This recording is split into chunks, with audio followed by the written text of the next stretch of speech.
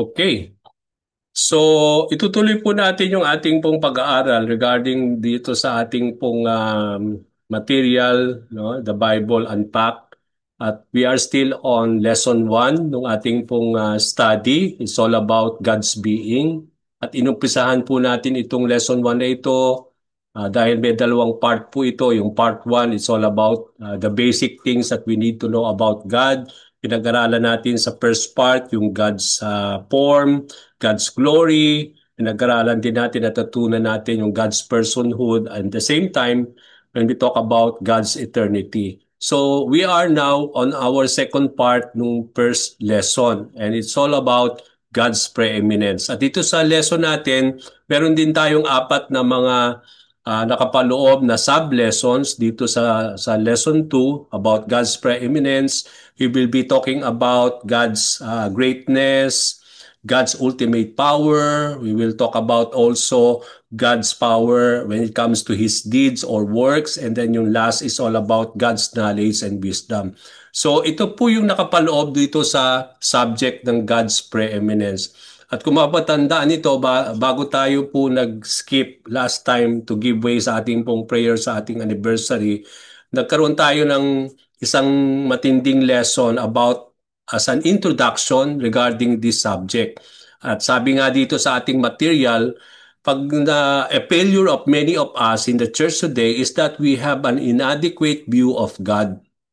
So yung para bang magiging makikita natin dito how when it comes to our failure as a church, kung hindi natin lubos nating makikilalang ating Panginoon, if we have an inadequate view of God, no? And failing to fully appreciate His preeminence. Pag sinabi nating preeminence, dyan natin makikita yung God's surpassing greatness, yung kanyang incomparable capabilities when it comes to His power, knowledge, and wisdom. Kaya dito natin makikita yung apat na lesson na yan when it comes to God's preeminence. We will talk about God's surpassing greatness, yung po yung ating lesson tonight.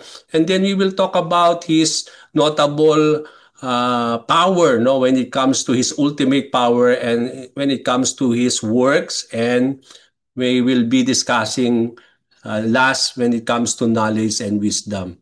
Okay, now let's go now to this lesson about God's greatness.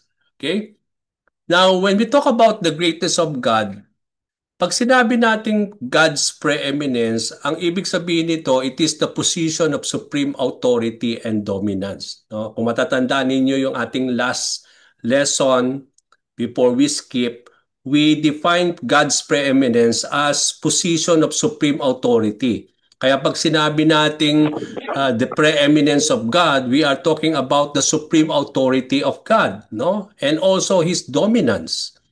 Pag kung isasali natin sa Tagalog po yung preeminence, we are talking about yung pamamayani ng Diyos, yung kanyang na siya'y namumukod tangi, wala siyang katumbas na ibang Diyos, siya'y nangingibabaw sa lahat. No? He is above all. Yun ang ibig sabihin ng preeminence of God. No? We are talking about His sovereign authority. At dahil meron siyang sovereign authority, He is above all, no? And He is without rival or equal. Ibig sabihin, pag sinabi nating preeminence of God, He should always be first. Wala siyang dapat katumbas, no? Siya'y namumukod tangi sa lahat ng tao, sa lahat ng bagay.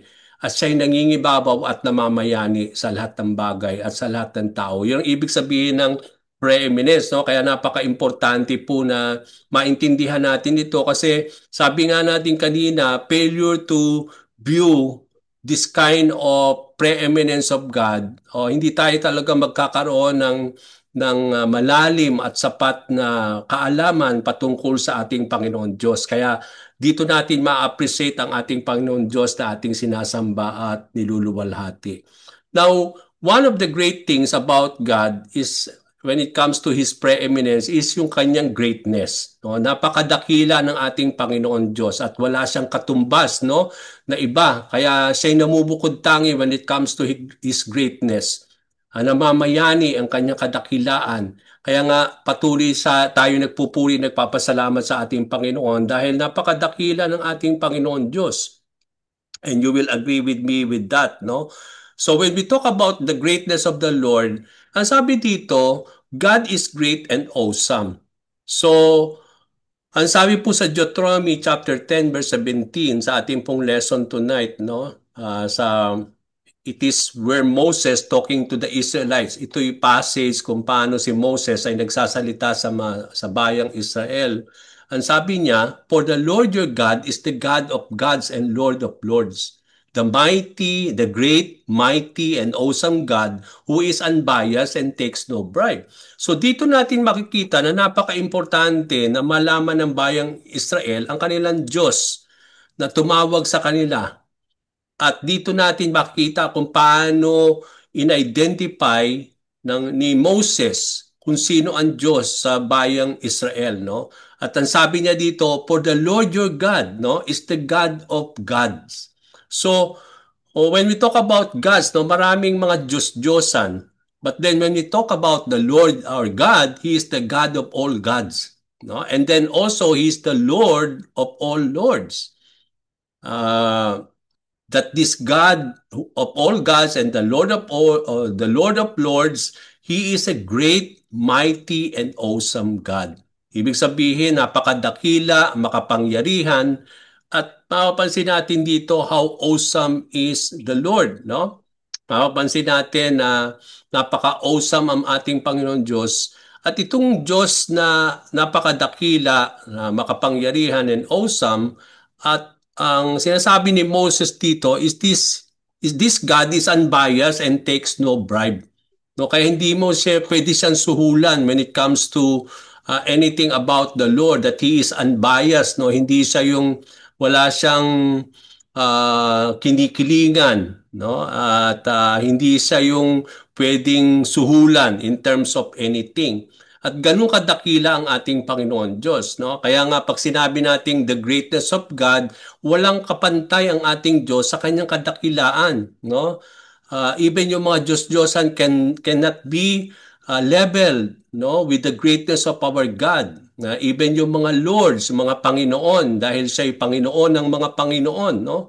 Ibig sabihin, He is great, He is mighty, and awesome God na sabi dito na walang kinikilingan and He cannot be bribed at all. So doon natin makikita na when we talk about the preeminence of God, it talks about that this God is a great and awesome God, no, in terms of His power, in terms of His greatness, in terms of His awesomeness. Pag sinabi nating awesome God, lagi tayo namamangha sa kanyang mga ginagawa, no? Sabi natin sa pang-araw-araw nating buhay, nakikita natin how awesome is the Lord, no? Patuloy siyang kamangha-manghang Diyos, namamangha tayo sa lahat ng kanyang mga ginagawa na hindi natin lubos maunawaan, hindi natin lubos nating ma, ma, mapananawawan yung kadakilaan ng Diyos sa buhay ng bawat isa sa atin, no? And there are times that hindi natin ma-explika yung kadakilaan, yung kamangha-manghang mga bagay na ginagawa ng Diyos dahil tunay lamang nakamangha-mangha ang ating Panginoon Diyos. So, when we talk about the greatness of God, He is great and awesome Lord. At wala siyang kapantay. Now, God is greater than all others because He is God who is great and awesome. And if God is the God of gods and the Lord of lords, then God is greater than all others. No, wala siyang pantay, no? Walang papantay sa ating Panginoon Diyos.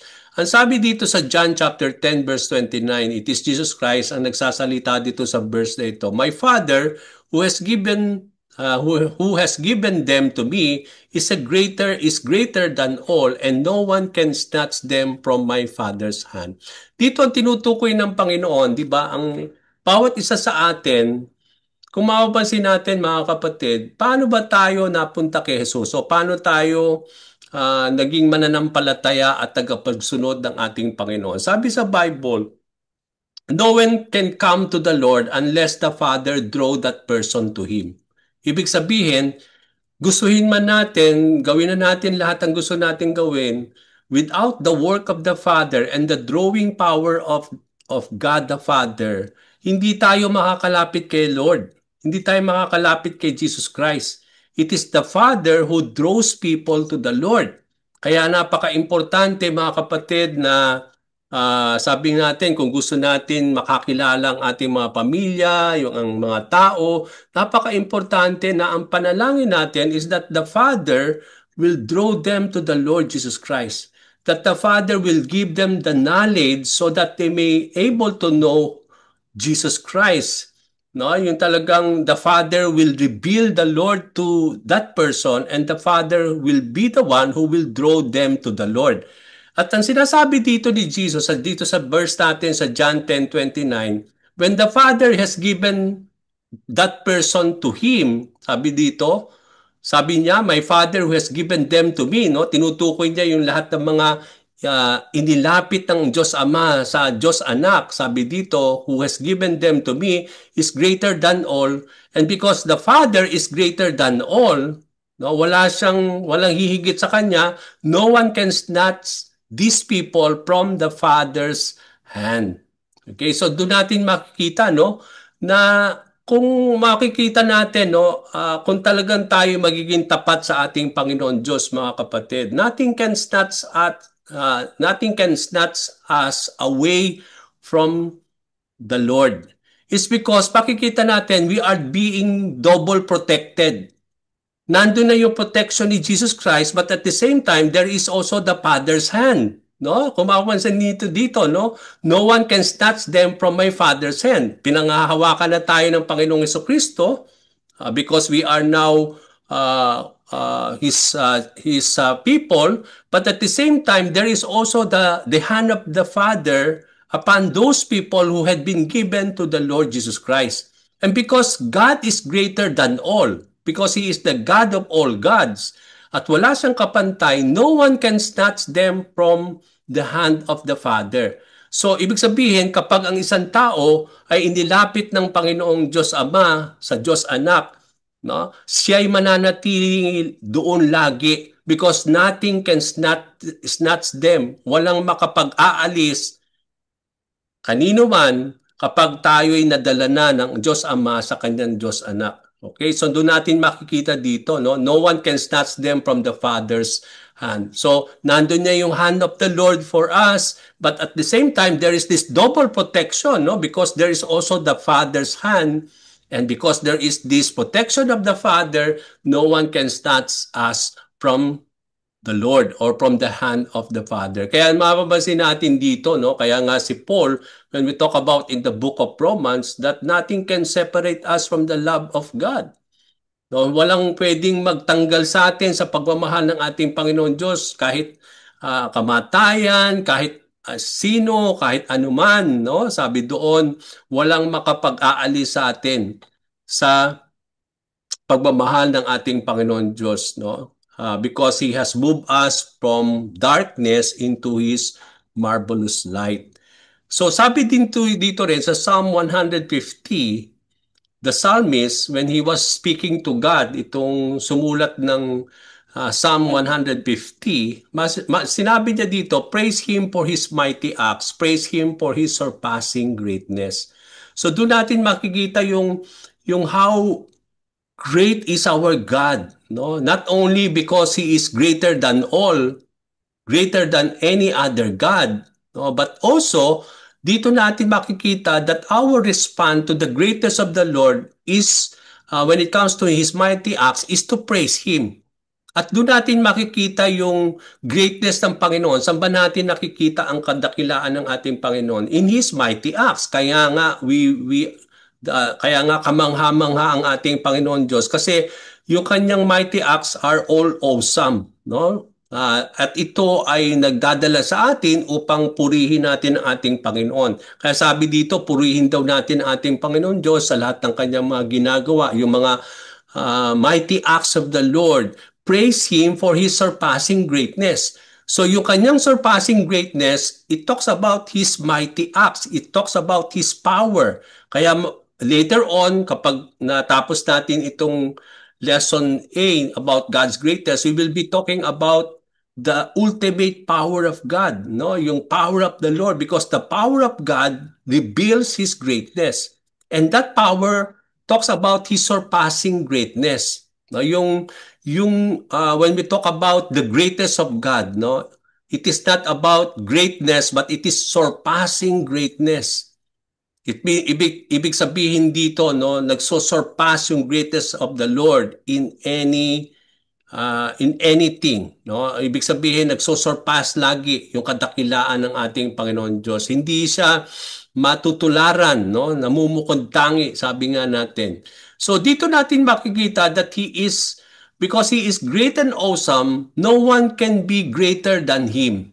No, wala nang pwedeng tumaas pa sa Kanya because He is the Lord of Lords, He is the God of all gods, and He is great and mighty and awesome God. And because of this, He is greater than all. And because of that, His surpassing greatness talks about His mighty power. Okay? So when we talk about also the greatness of God, mga kapatid, it reveals that He is exalted and above all others. Because God is greater than all others, it means to say, exalted siya above all others. Walang papantay o walang hihigit sa Kanya. So everything is under Him. Kaya nga, doon natin makikita yung Kanyang supreme authority, yung Kanyang dominance over all. At hindi lang po ito in terms of anything, but in terms of nations, in terms of His creation. Kaya sabi dito sa Psalm 113 verse 4, the Lord is exalted over all the nations. His splendor reaches beyond the sky. So even yung greatness of God is beyond the sky, no? Yung kanyang splendor reaches even beyond the sky. Hindi natin masusukat kung gaano po ang layo na ng mundo, yung ating kinalalagyan when it talks about the sky, no? But yung kanyang kadakilaan, yung kanyang splendor, yung kanyang greatness surpasses, no? Sabi nga natin, nagsusurpass, no? It reaches beyond the sky. No, kung ganun kataas ang sky, mas higit pa, no? When we talk about the greatness o yung splendor ng ating Panginoon Diyos. And because of that, He is exalted over all the nations. No, walang higit because He is exalted above all others. Name it, God is exalted above them. No, presidente, kahit anong tao, sino man, no? Anything, no? God is exalted above all others, including His creation. Come to think, sky is His creation, and His splendor reaches beyond that creation of the Lord. Kaya mapapansin natin, doon natin makita yung kadakilaan ng ating Panginoon Diyos. Hindi nga natin sukat masukat yung kadakilaan ng ating Panginoon Diyos because it is beyond. No? Kung masukat man natin yung layo ng earth into the sky, but then, ang sabi dito, the splendor and the greatness of God reaches even beyond that. No? So hindi natin masusukat talaga yung kadakilaan ng ating Panginoon. Kukulangin po yung panukat upang masukat natin yung kadakilaan ng ating Panginoon Diyos because He is exalted above all and others. And then because He is greater than all others, because He is God exalted above all, there is no one like God. Nag-iisa lang siya. Kasi kung merong kapantay, then we cannot say that na truly God is siya yung merong supreme authority or dominance when it comes to being God alone. Kasi kung meron pong other God like Him, then there is a rivalry about the Lord, no? But then, ang makikita natin ng katotohanan, there is no one like our God. Di ba, kinakanta natin yan, no? There is no one like our God, di ba? Yung kinanta ninyong Tribe, no? Na victory song. Ito'y pinuproklama that there is no one like, no, walang katulad ang ating Panginoon Diyos. Nag-iisa siya, nangingibabaw siya, namamayani siya. Kasi kung merong ibang God na papantay sa kanya, hindi siya mamamayani, no? May katunggali siya, no? Meron siyang rival, no? But when it comes to the supreme authority and dominance of the Lord, there is no rivalry. There is no equal when it comes to God. And that is what we mean by the preeminence and the greatness of God. There is no one like God. Sabi po sa Jeremiah 10 verse 6 to 7 ni Jeremiah, I said, there is no one like you, Lord. Ipinapahayag ni propeta na Jeremiah na walang katulad ng ating Panginoon Diyos. You are great and you are renowned for your power. When we talk about the greatness of God, laging kaakibat doon, lagi yung power niya. No, doon natin makikita yung great power of the Lord because the great power of the Lord makes him why he is great. No? He is always renowned for his power. Sabi nga natin kanina, no? Praise him for his mighty acts. Doon natin makikita yung power of the Lord that leads us to worship the Lord, to praise the Lord. And He is so renowned, kakilalang kakilala, no? Natin ang Panginoon Diyos when it comes to His power. That everyone should revere you, O King of all nations, because He is above all nations. Sabi doon, He is exalted above all others, including the nations. That's why everyone should revere, should worship the Lord, should bow down to the King of all nations because you deserve to be revered. Karapat dapat daw purihin at sambahin ang ating Panginoon Diyos dahil siya'y dakilang Diyos. And there is no one like our God. For there is no one like you among any of the wise people of the nations, nor among any of their kings. So walang katulad ng ating Panginoon. Hindi lang wala siyang katulad sa when it comes sa mga Diyos-Diyosan, but ang ipinapahayag dito ni Jeremiah, because he is the king of all the nations. And people is what comprise the nation, kaya walang hihigit sa ating Panginoon Diyos, that there is no one like you among any wise people of the nations. No? Even we know that King Solomon was given by God with wisdom. No? Naging very wise king si Solomon during his start of his reign. Pero kahit ganun kadakila si Solomon at that particular time, no? Walang katulad yung kanyang wisdom, but then yung kanyang wisdom hindi pwedeng humigit sa wisdom ng ating Panginoon Diyos. He is even the wisdom of God is above the wisdom of Solomon because that wisdom is only given by God unto him. So makikita natin dito that there is no one like our God, even name a wise person here on earth, then walang pakapantay yung kanyang karunungan when it comes to the wisdom of the Lord, nor any other, nor among any of their kings. So doon natin makikita na ang Diyos nangingibabaw siya, namumukod tangi at namamayani because there is no one like our God. Wala siyang katulad, wala siyang katumbas. No, wala siyang, sabi nga natin, rival when it comes to His preeminence, when it comes to His greatness. And when we talk about there is no one like our God, God does things which show that there is no one like Him. Paano natin makikita na walang katulad ang ating Panginoon Diyos? Ano ang nagpapatunay, mga kapatid, that there is no one like Him? Ang nagre-reveal dito, sabi dun sa lesson natin, is yung mga bagay na ginagawa niya. Yung lahat ng ginagawa ng Diyos, ito'y nagpapatunay at ito'y nagpapakita that there is no one like the Lord. Okay, when we talk about the greatness of God, yung mighty acts niya, no? Sino bang makapaggagawa ng mga ganung bagay kundi ang Diyos lamang, isn't it? So yung mga bagay na ginagawa ng Diyos, ito'y nagpapakita that there is no one like our God. Sabi po sa Isaiah 40 verse 22 to 26, God is the one who rules the whole earth, and we that live here are merely insects. He spread out the heavens like a curtain or an open tent.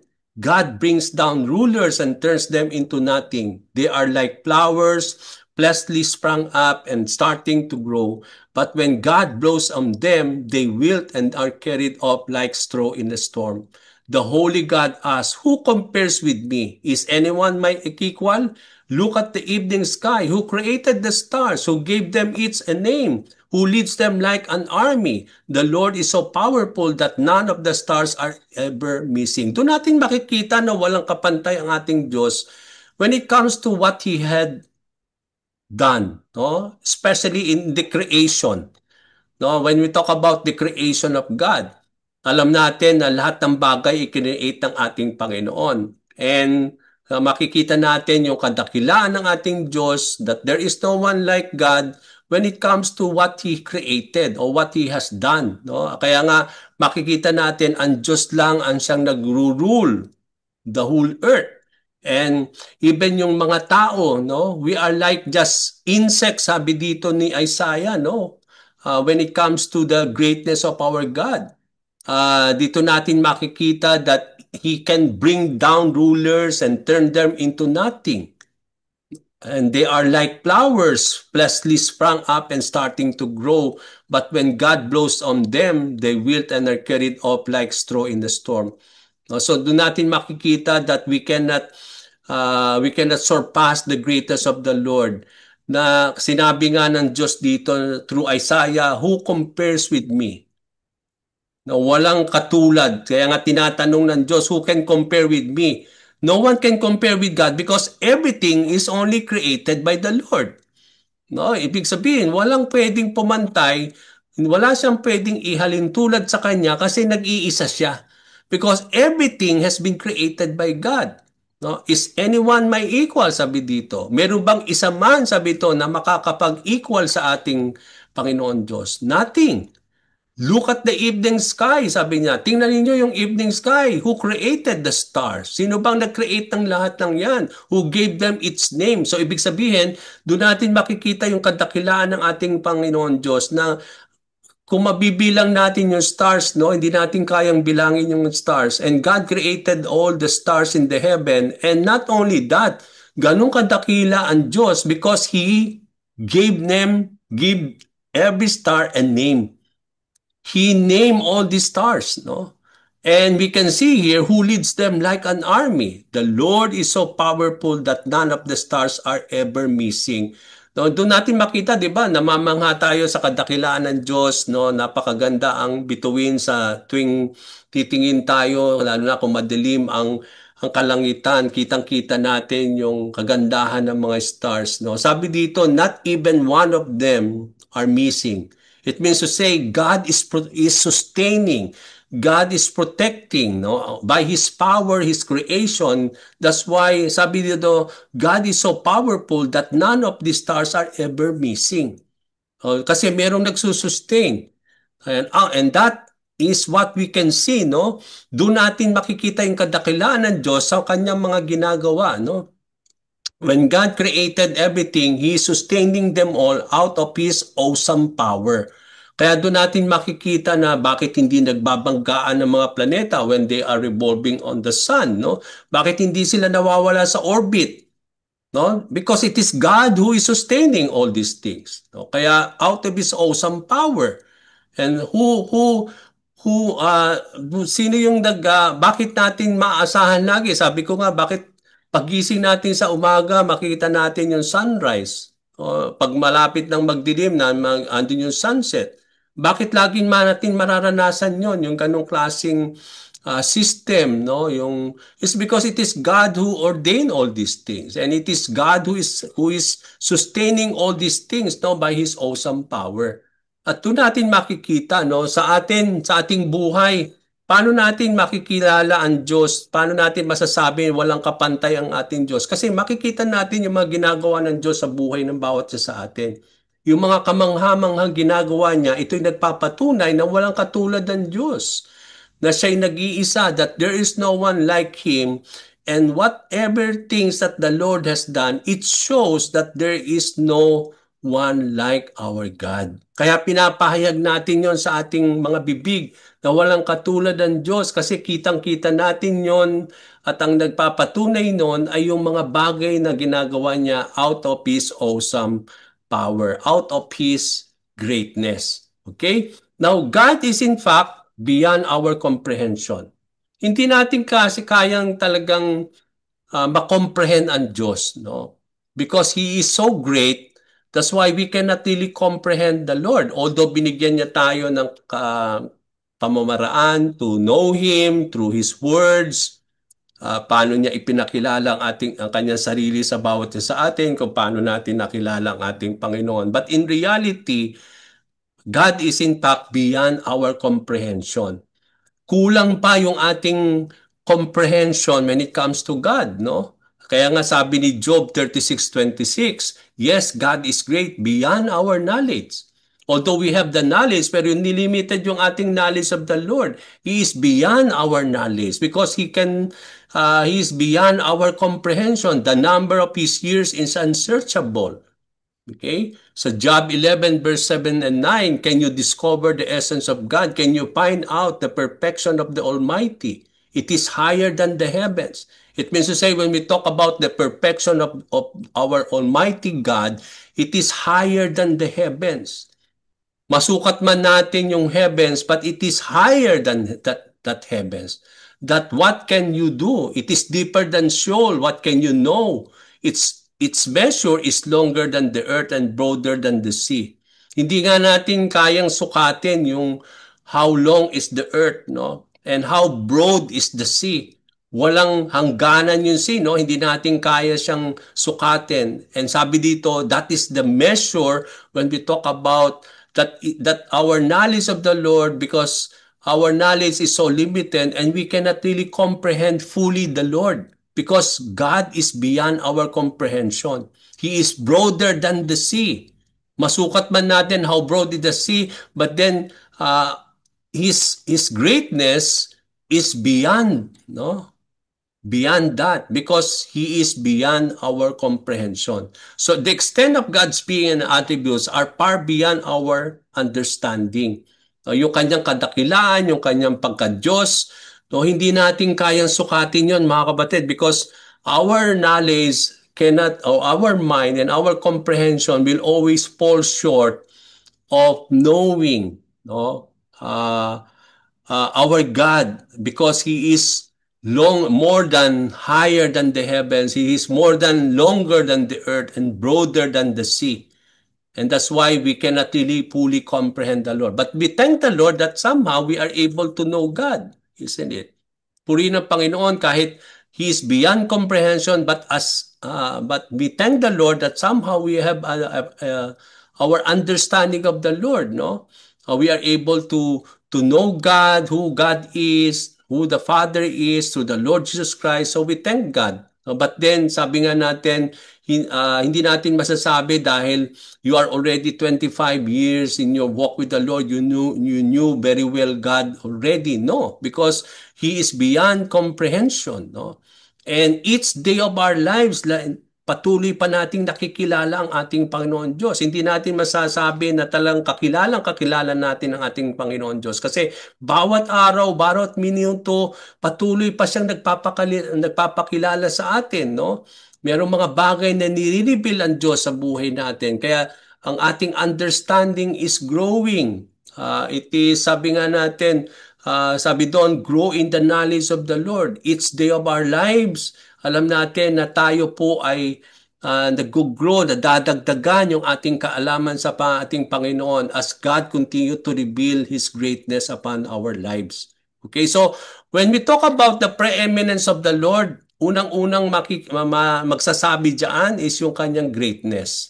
And because He is a great God, and because He is a great and awesome God, there is no one greater than Him, that He is exalted above everyone, that there is no one like our Lord, and then our understanding of Him is beyond beyond comprehension. No, we cannot really fully know God, no, because He is a great and awesome Lord. No? Na limited yung ating understanding of the Lord. Now, let's go to our question and answer here. No? Ang sabi dito, in what ways is God greater than everyone and everything else? Do not limit your answer to just what mentioned in the verses. Hindi tayo magiging limited dito. So dito, pwede kong i-share dito yung mga in-answer ko dito sa aking pong papel. No? I believe na baka hindi po kayo napag-answer, but then let us discuss what I have put into my answers here. No? Ano yung, paano daw, sa anong pamamaraan daw, sabi dito, in what ways God is greater than everyone and everything else? Kasi sinabi natin kanina that God is greater than all others and that He is greater above all. So in what ways daw na makikita natin that He is greater than everyone and everything else? No? So makikita natin dito mga kapatid, because God is greater than everyone and everything, it means to say we will always experience the power of God and His presence and purpose in a very deeper way. Okay, so doon natin makikita, because God is an awesome God and He is above, greater than anyone, than everything. Ito'y nagpapatunay sa atin, ito'y isa sa doon natin makikita yung kadakilaan ng Diyos sa lahat ng bagay at kahit kanino man. When we talk about His awesome power, because nararanasan natin yung kanyang power, no? Yung kanyang presensya, yung purpose niya sa ating buhay bilang kanyang mga anak, no? Ibig sabihin dito, when we talk about that God is greater than anyone and everything, it means to say God is greater than our problems. God is greater than our trials, no? God is greater than our needs, no? God is greater than our enemies, and no one can hinder His plan for us. Kaya nga sabi dito, no one can snatch us from the hand of the Father because He is greater than all. No, walang makapagtatangay sa atin. Not even our problems can remove us from our God. It means to say, doon natin makikita sa ganung pamamaraan kung paano tayo sinusustain ng Panginoon, paano tayo pinoprotektahan ng ating Panginoon, no? When we talk about that, because God is greater than our problems and trials and our sufferings, we will experience His comfort dahil higit siya sa ating mga trials, dahil He is greater than our problems, our suffering. So mararanasan natin yung ways of the Lord in terms of His comfort, in terms of peace. Kaya yung kanyang patient endurance. Kaya nga mapapansin natin dito yung working ni God, no? Kapag nandun tayo sa sitwasyon ng ating buhay na tayo dumadanas ng mga pagsubok, ng mga bagay na kapigatian, doon natin mararanasan yung kadakilaan ng Diyos dahil siya'y dakila sa lahat ng tao, sa lahat ng bagay, siya'y dakila even sa ating problema at mga ating pangangailangan. Doon natin makikita yung provision ni Lord, yung comfort niya, yung peace niya, no? Doon natin makikita lagi yung kanyang kadakilaan, no? Yung kanyang greatness, no? That He is indeed great than anyone, and it includes yung ating pong mga problema at mga pasakit sa ating buhay. And that's very true, no? And that's why sabi nga dito ni Sister Jenaline, and because of that, we can trust in His wisdom and we can trust in His sovereignty. Tama yun, kasi when we talk about the sovereignty of God, no? Pag sinabi natin God is sovereign, sinasabi mo doon that siya'y in control of your life, He is in control of your problem, He is in control of your need, He is in control of your trials, yun, no?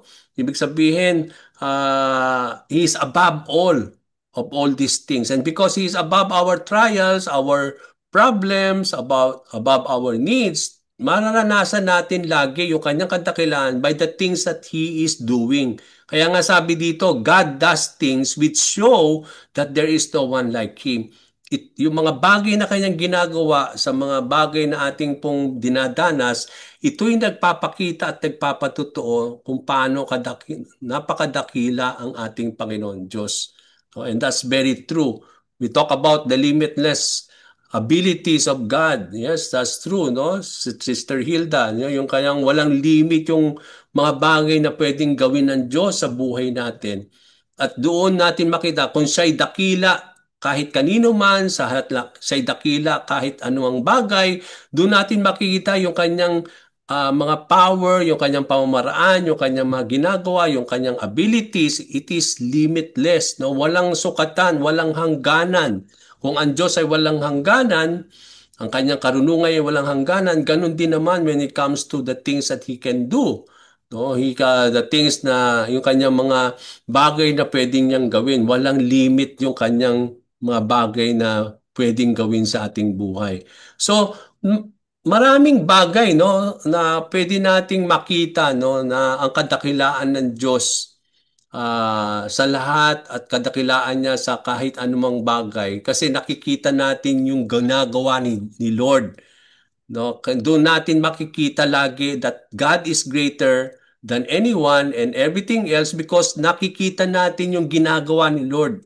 Kitang-kita natin yung mga bagay na kanyang ginagawa sa sitwasyon ng ating buhay at ito'y nagpapatunay na He is above anything. He is above your life, your situation, yung ano man yung inyong circumstance sa buhay natin ngayon, He is above all of those things. Okay, walang pwedeng ikumpara ang ating Panginoon Diyos. Kaya nga, napakabuti ng ating Panginoon Diyos, no? Sabi din dito ni Sister Hilda, as the creator, natatangi at naiiba sa kanyang likha at ang kanyang mga paraan ay nakakamangha. That's very true, no? Walang kapantay ang ating Diyos because we are just creation of the Lord. Namumukad tangi ang Diyos sa atin, naiiba yung kanyang mga ginagawa, naiiba ang Diyos because we are just created beings of God. At sabi nga natin, no, kamangha-mangha yung kanyang mga pamamaraan, yung mga bagay na kanyang ginagawa sa buhay natin. So nakikita natin yung mga pamamaraan na yan. At yung mga pamamaraan na yan ay nagpapatunay that He is so great. And because He is great, He is greater than anyone and anything else. Okay, so punta tayo sa second question. Sabi dito, what is one thing about God that you find particularly awe-inspiring and or hard to comprehend? Ano yung mga bagay patungkol sa Diyos na hindi natin kayang sukatin sa buhay natin, no? And because of that, ito ay nagbibigay kamangha-mangha sa atin, no? Magbigay na lang tayo ng isang bagay, no? Pero ang dami, no? Hindi tayo malilimit in one thing only, pero ang dami na pwede nating sabihin na ito'y ang Diyos ay kamangha-mangha and He is and there are things that it is beyond our comprehension. Hindi natin kayang sukatin. Okay, let me give you one a good example. No, when we talk about yung kanyang one thing that we cannot really comprehend, no, yung cannot really comprehend is yung kanyang unchanging and unconditional love. Okay, hindi natin kayang sukatin yon. Yung kamangha-mangha itong pagmamahal ng Diyos eh. Kasi hindi natin kayang sukatin, hindi natin kayang i-comprehend na ganun ang kadakadakila ang pagmamahal ng Diyos no sa buhay ng bawat isa. It is unchanging, hindi nagbabago. Ito'y hindi lang nagbabago but it is unconditional pa no. So doon natin makikita yung agape. That's very true no. Sister Ann, that's we talk about the agape kind of love. Hindi ito yung pileo kind of love, no? Yung brotherly love o yung friendly love, no? But then when we talk about agape love, it is unconditional, it is unchanging, no? Kaya hindi natin masukat 'yon, no? Yung kapag iniisip natin yung kadakilaan ng pag-ibig ng Diyos because it is unchanging and it is unconditional, it the sabi nga natin no parang namamangha tayo doon yung hindi natin lubos pa nating although naranasan na natin yung pagmamahal na yan ng Diyos but it is beyond comprehension kasi kung mapapansin ninyo no kahit ano yung kahit nagkakasala tayo yung sometimes yung we disobey the Lord no there are times na nasasaktan natin ang kalooban ng Diyos but it doesn't change the fact and the truth that God is a loving God and His love is so great that it is unconditional and it is unchanging. It is a love that endures forever. Sabi nga, it is a love that never fails. Walang katapusan, no? Hindi tumitigil, no? Kaya nga it is beyond comprehension, no? Na hindi natin kayang i-comprehend yung pagmamahal na yan. And that's very true, no? Isa sa mga kamangha-mangha rin sa ating Panginoon Diyos dito, and it is beyond comprehension, sabi ni Sister Hilda, yung kanyang presence. That's very true, no? We cannot really comprehend the awesomeness of the presence of God. Although hindi natin nakikita ang ating Panginoon Diyos, pero sa pamamagitan ng mga ginagawa ng Panginoon, kitang-kita natin na He is present in our lives, na buhay siya. Because even though He's a spirit, sabi nga natin nung pinuntahan natin yung lesson natin do sa part 1 ng lesson na ito, that even though God is a spirit and we cannot see Him, but then nakikita natin because we can see His presence in terms of what He is doing in our lives, no? And that is awesome, no? And we cannot really comprehend.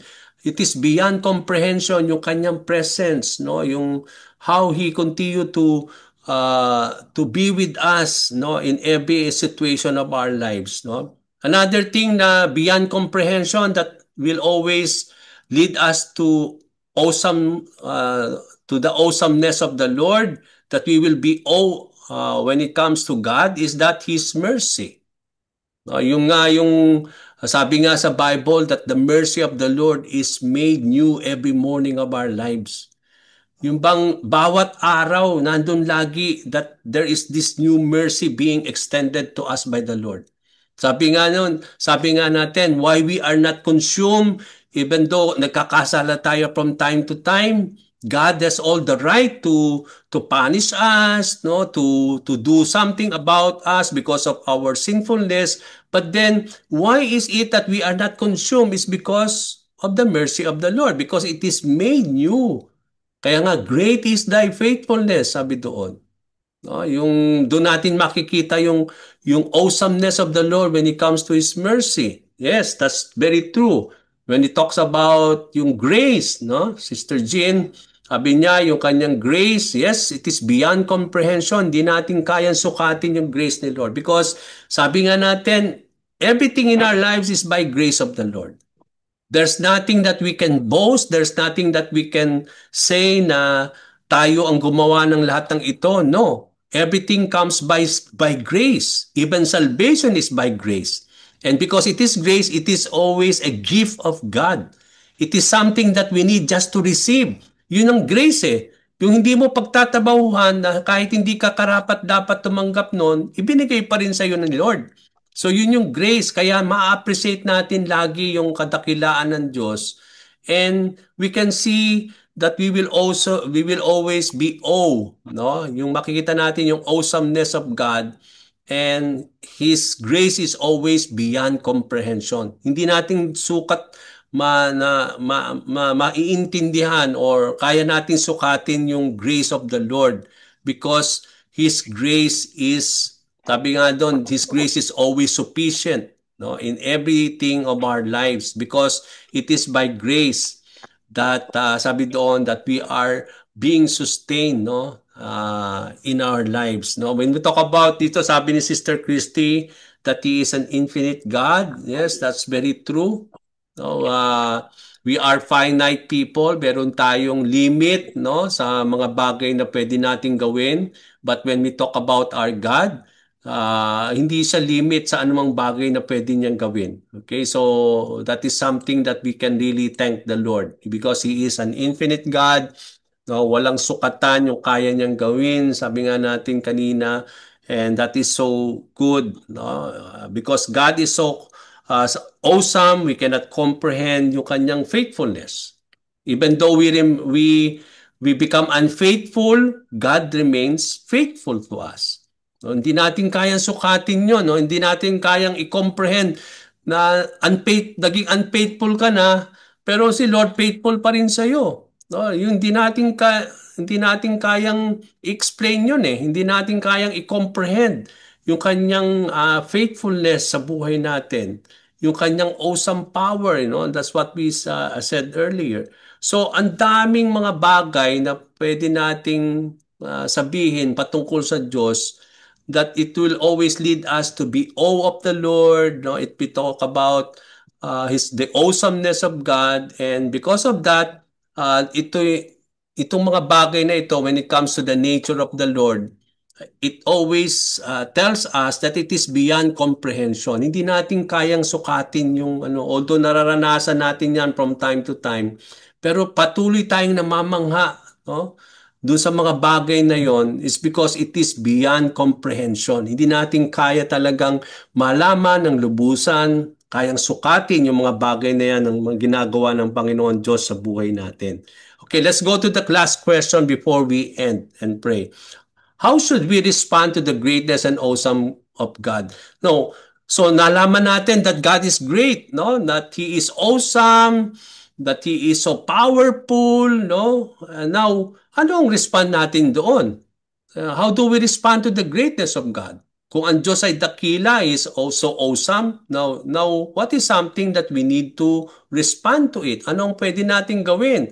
Knowing that God is a great God, knowing that He is above your problems, knowing that He is great above your trials, your sufferings, your situation, and He is an awesome God. He can do a lot of things in your life. So what is something now that will lead us, and how do we respond to this?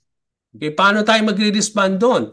Siguro, number one dyan, how do we respond to the greatest and awesomeness of the Lord? It will always lead us.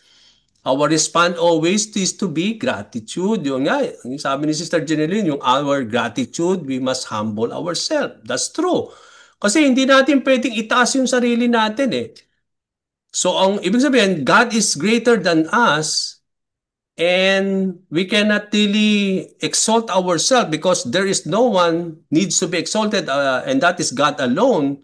So it means to say, as created beings of the Lord, we need only is to humble. Yun lang sa atin. Sabi doon, as we humble ourselves, it is God who will lift us up. Hindi tayo magtataas ng sarili natin. But as we continue to be filled with humility and humbleness in our situation, no, patuloy tayong magpakumbaba because ang Diyos ang magtataas sa atin in terms of our trials, in terms of our sufferings, no? We don't need to exert effort because it is God who will lift us up, no? And because of that, it will lead us always to thank the Lord. It will always lead us to be having that kind of gratitude, no? Another thing, sabi nga natin, it will always lead us to adore the Lord, to praise Him. Sabi ni Sister Jeneline. Yes, that's true, no? Siguro yun ang pinaka-main response natin when it comes to the greatness and awesomeness of the Lord. He needs to be praised. He needs to be worshipped. So, yun yung ating main response sa kadakilaan ng ating Panginoon. We need to be thankful. We need to be grateful of all the things sa kanyang grace, sa kanyang mercy, sa kanyang pagmamahal, no? Yung kadakilaan ng Panginoon Diyos. Yes, that's true, no? We need to acknowledge the greatness of the Lord. Kailangan nating kilalanin, no? Ipahayag ang kadakilaan ng Diyos sa buhay ng bawat isa sa atin. We need to acknowledge the greatness of God in our lives. Thank you for that, Sister Hilda, no? Kailangan natin talagang i-acknowledge yung supremacy ni Lord so that we will remain humble. Kasi if God is supreme and He is sovereign over all, then ang kalalagyan lang natin is to be humble. And so that when we become humble, we are acknowledging that God is over us, that God, sabi nga natin, do natin ina-acknowledge yung supremacy ni God over our lives. No? Sabi nga natin dito, because God is great and He is an awesome God. So anong response natin doon? Yung ating devotion. It will lead us of our undivided devotion to God.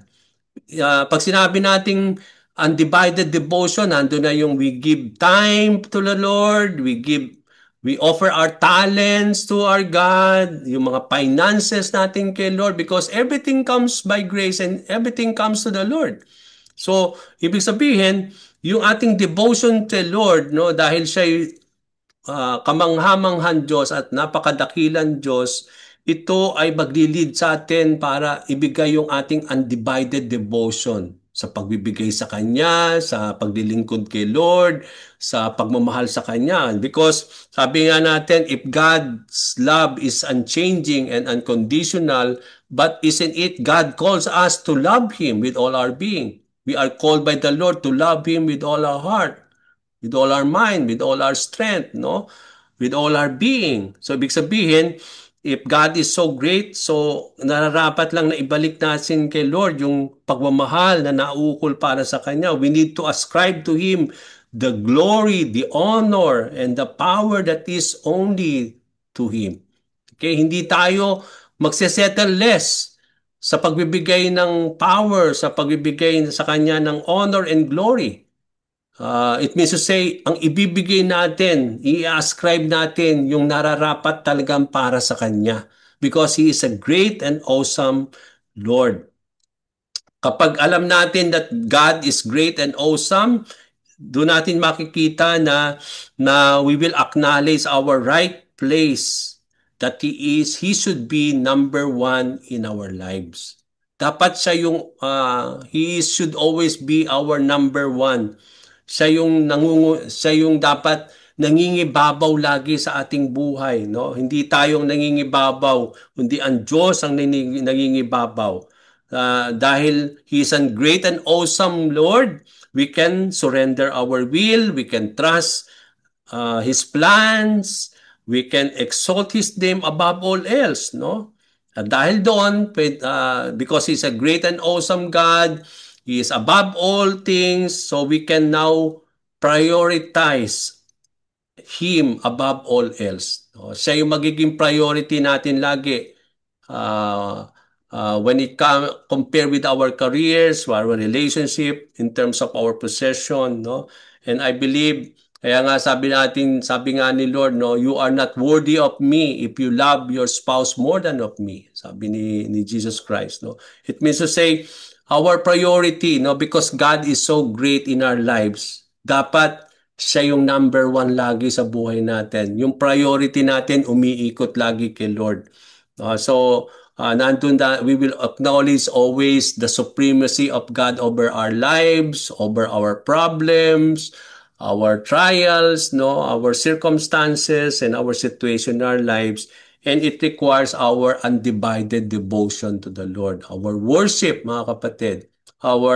Sabi nga na, our never-ending love for the Lord, no? As we are called by the Lord to love Him with all our heart, mind, soul, and strength. Okay, so we will end on this, no? Praise the Lord for a wonderful lesson tonight, no? Unti-unti natin nakikilala pa ang Diyos when it comes to the greatness of God. At napaka-importante, and this is only one area where we can see the preeminence of the Lord, no? When it comes to the greatness of God. So, sa next meeting, we will talk about the ultimate power of the Lord. Kasi doon natin makikita din yung preeminence of God. When it comes to His power, walang papantay sa Diyos pagdating sa kanyang kapangyarihan. Because He is the all-powerful God. Okay, so let me stop this and then we will pray.